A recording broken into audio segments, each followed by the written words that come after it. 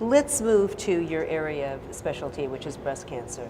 I think there were a few very interesting abstracts that were highlighted in the press session today that are worth touching on. So one of these, related to the issue of biopsies, was an abstract, and there are others that are being presented at this meeting, that focuses on the changes that arise in tumors over time from when a woman is initially diagnosed with breast cancer to the point where she has metastatic disease. And in this study, they looked at about 250 patients who had liver metastases, and they went back and they obtained the blocks from their primary diagnosis, and they compared the estrogen receptors and progesterone receptors and HER2/neu on the primary tumor and on the metastatic lesion in the liver. And while more often than not there was not a change, in about 15% of cases there was a change in the estrogen receptors, and in about 15% of cases there was a change in the HER2 status. And this had, for those 15% of patients in each of those categories, had important implications in terms of how treatment decisions would be approached. And for me, what it says is that when a woman develops recurrent breast cancer, the norm should be to perform a biopsy and reassess the tumor and reassess these very important molecular markers. But it also raises another important question, which is that as we move forward with this whole new generation of targeted therapies,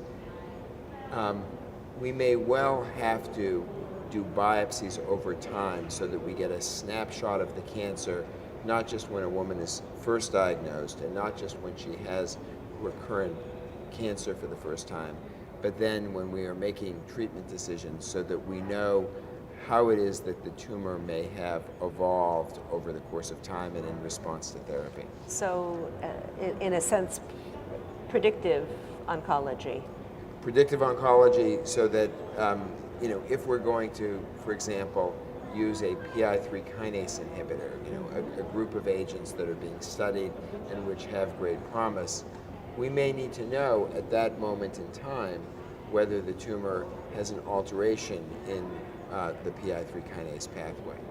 Now, I think it's important to realize that we don't know whether these changes in tumors over time reflect what I would consider to be true changes, meaning an individual cancer cell changes over time, or whether it's a matter of selection, that in fact the initial tumor may have had many different subpopulations, and we are simply allowing one particular population to grow out and flourish, which is why we see more of a given subtype of the tumor over the course of time.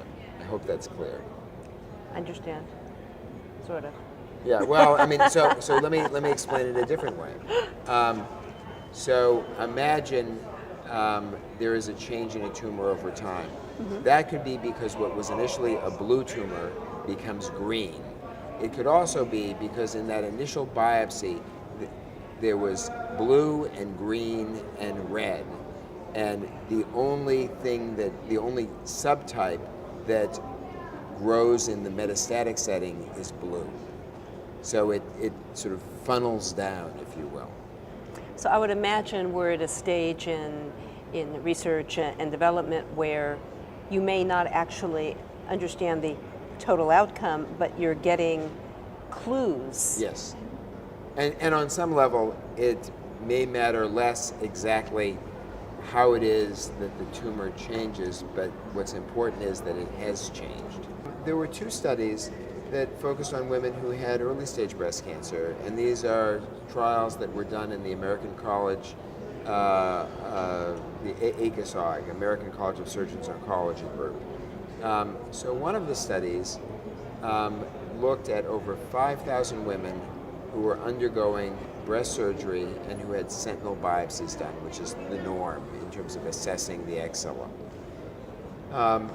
And not only did they do the usual staining, looking for metastases in those sentinel biopsies, but they did additional staining with immunohistochemistry.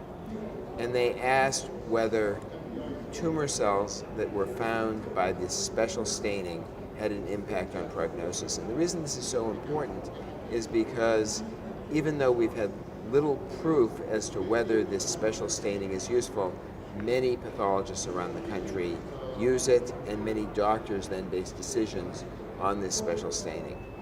And what they found, and I think that in many ways this is quite striking and it's practice changing, is that women who had tumor cells in the sentinel node that were found only through doing these special stains, only seen on what's called IHC, had absolutely the same outcome as women who had negative lymph nodes.